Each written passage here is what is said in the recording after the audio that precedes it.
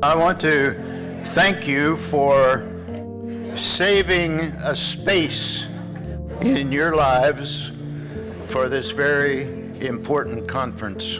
As faith leaders, we cannot help but wonder what heaven is like. And why is our earth filled with conflict, discord, division, and anxiety? Our caregivers can administer to the healthcare needs of our patients, but we need help with the spiritual needs. We find ourselves in this country more divided than, some people say, more divided than at any time since the Civil War. And I thought, how sad that that's where we are. Harmony comes out of, usually, at least musically, discord.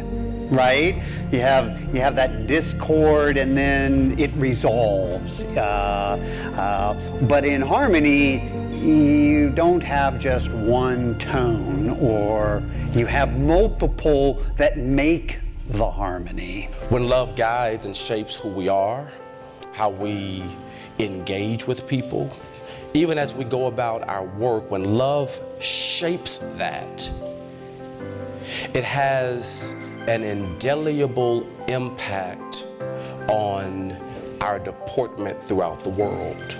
Once we have made a connection, once we have built community, then that's a wonderful next step to collaborate, to work with one another, to partner with one another, to form alliances, just various ways of building community in such a way that you are not living and serving in isolation. Is anxiety an illness, or does anxious feelings make us sick? It takes a lot of courage to be a pastor today. You know, I get on planes often. I have to tuck my Bible in my bag because I know this is going to, you know, people say, what do you do? Nonprofit. The stress has always been there, and human beings have always endured that stress, and in many cases, we're stronger because of it. And isn't a saint really someone that can hold great pain and suffering along with great joy side by side? That's the goal. But I think the first step is to be present to others' suffering, to be courageous enough not to turn away.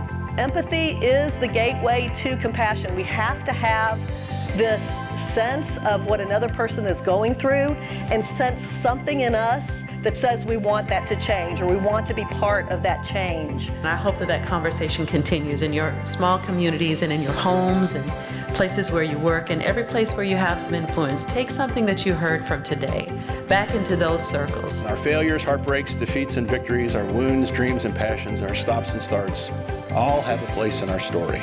So really, if we're going to overcome conflict, if we're going to say no to discord, we've got to be brave enough to deal with the pain that all of us experience and to have hope that the pain can be transformed into something that is redemptive.